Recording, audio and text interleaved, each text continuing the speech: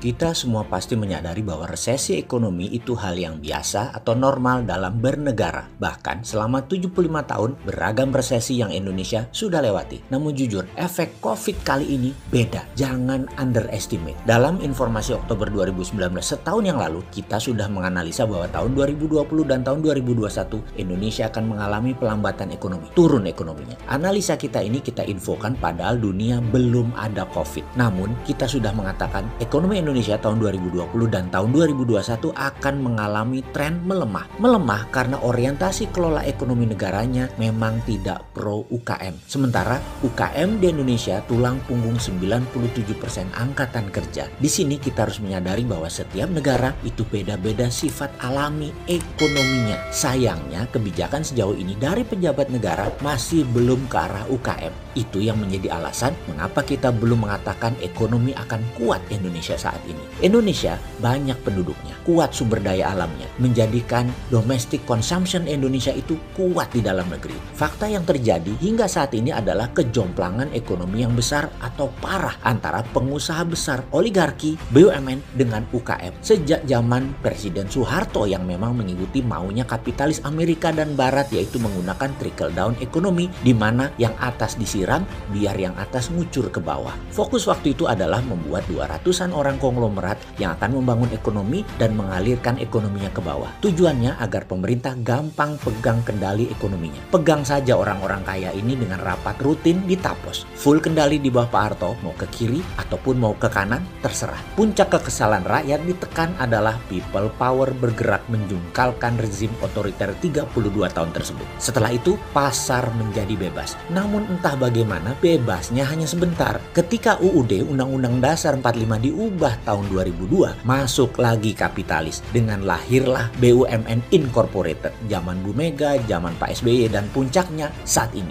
BUMN jadi agent of changes. BUMN jadi centralized penggerak ekonomi. BUMN mazhab ekonominya sosialis elitis. Apa itu salah? Tidak juga. Tapi ini meninggalkan UKM. Dan meninggalkan UKM itulah yang salah. Lalu apa yang terjadi? Konglomerasi yang sudah 45 tahunan berdiri sejak zaman Pak Harto merangsek masuk lagi, pegang kendali lagi. Mulai mepet ke siapapun pejabat negara. Mereka, oligarki ini, pegang pasar kanan kapitalis elitis. Di sisi seberang atas, sosialis elitis dipegang BUMN sejak 20 tahun ini. BUMN pegang pasar kiri. Sempurna sudah. Sekarang diberi kekuatan tambahan lagi dengan dua undang-undang yang maha dahsyat pengaruhnya untuk para BUMN elitis dan kapitalis elitis. Para oligarki dengan undang-undang Minerba. Kemarin yang kewenangan pusat menjadi sangat kuat, juga Omnibus Law yang menguatkan kekuatan elitis. Wah, ini kekuatan impian banget bagi siapapun penguasa, pejabat, dan oligarki. Karena itu di hati kecil banyak yang bertanya, bener nih buat rakyat? Bener nih buat meningkatkan kesejahteraan rakyat? Karena itu saya dari kemarin ragu, sangat ragu bahwa semua ini bisa meningkatkan kesejahteraan rakyat. Mau bukti? Bagaimana kalau kita cek kuartal 3 pasti resesi tahun ini, pasti minus. Lalu kuartal 4 akhir tahun kita tebak-tebakan aja. Apa yang terjadi kalau minus juga? Atau kita tambahin sampai Q1 atau kuartal 1 tahun 2021 nanti. Saya tetap konsisten, masih di zona negatif pertumbuhannya di Q4 2020, dan untuk Q1 saya menebak negatif walaupun peluangnya 50-50. Jadi diberi kesempatan Omnibus Law bergerak ternyata masih negatif hasilnya. Lalu di mana salahnya? Ini yang kita bingung nasihatin atau ngasih saran, karena sesungguhnya yang salah adalah cara baca peta dunianya. Apa peta yang dibaca saat ini dan bagaimana peta tersebut seharusnya kita coba jelaskan. Kita mulai dengan pertanyaan, apa bedanya great power dan super power? Oke, kita lengkapi pertanyaannya agar paham. Apa bedanya great power of China dengan negara superpower Amerika? Saat ini keduanya sedang berperang. Cina ingin menjadi negara superpower dengan great powernya. Cina men-challenge Amerika. Posisi itulah saat ini yang terjadi. Cina itu besar dalam transaksi perdagangan, memiliki reserve capital juga besar. Tapi ingat, Cina negara komunis otoriter, di mana kata kunci yang harus diperhatikan adalah kata propaganda. Kuat sekali propaganda mereka tersebut. Misalnya diusirnya 3 wartawan Wall Street Journal beberapa bulan lalu karena mengatakan 10 kali lebih besar fakta korban virus corona di Tiongkok adalah bentuk otoritarian propaganda mereka. Sekali lagi, Cina ini great power, beda sama super power. superpower. Superpower itu terintegrasi, bukan hanya dagangnya yang besar, tapi hegemoninya, pengaruhnya juga besar. Militernya dengan 800 pangkalan di seluruh dunia. Bayangkan, negara di dunia ini nggak sampai 200. Pangkalan militer Amerika di luar Amerika ada 800 di seluruh dunia. Lalu, Amerika menguasai sistem moneter keuangan dunia dengan dolar yang menguasai 60% transaksi perdagangan dunia, 30% euro, lalu yen. Yuan Cina hanya 1,7% saja.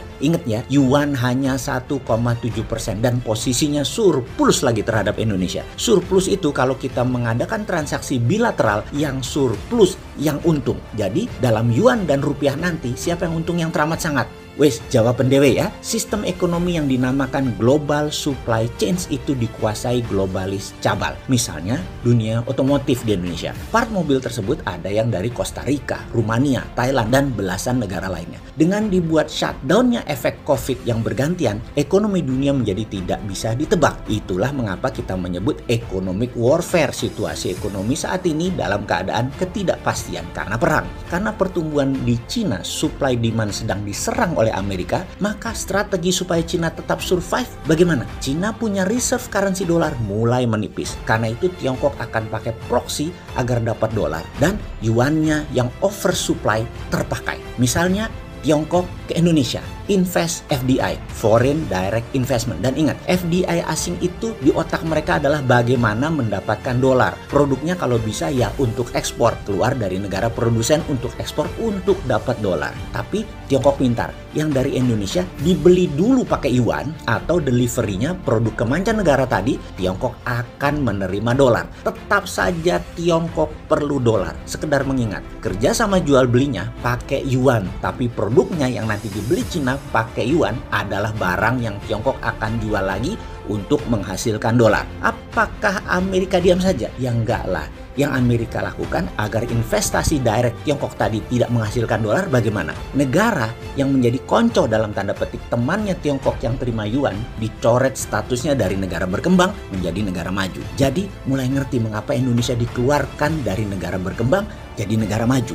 Kalau negara berkembang ekspor ke Amerika, pajaknya murah. Katakan 5% pajak masuknya ke Amerika. Kalau negara maju, pajaknya 20%. Kita Indonesia yang jadi serba salah sekarang. Sok genit dengan Cina ternyata nggak dapat banyak manfaat. Buktinya sudah 6 tahun dipers-pers susunya seperti sapi, tapi nggak dikawin-kawin. Dengan Amerika, sok genit-genitan mau ajak balikan. Tapi sekarang Amerika lihat Indonesia nggak seksi lagi, barang bekas Tiongkok. Indonesia kayak mantan minta balikan karena pas diputusin kok nambah keren ya mantannya. Indonesia bingung jadinya, diharap dikawin Tiongkok ternyata diperas-peras doang. Kegeeran Indonesianya, merasa seksi, punya sumber daya alam bagus. Bener, sumber daya alamnya bagus, yang nggak bagus genitnya dan ganjennya. Amerika sudah pacaran dengan Thailand, Vietnam, Kamboja, Laos, Myanmar, dan India. Jadi apa solusi ke depan wahai pejabat? Ekonomi kita ini tekor terus, bisa-bisa membawa kemiskinan. Kata sahabat Rasulullah, kemiskinan itu dekat dengan kekufuran. Ayo, mana solusinya? Pokoknya jangan si bosman yang sontoloyo ini ditanya. Takut dikira ngeledek. Saya mah pedagang kecil pak, pengen sehat dan damai, NKRI-nya itu aja.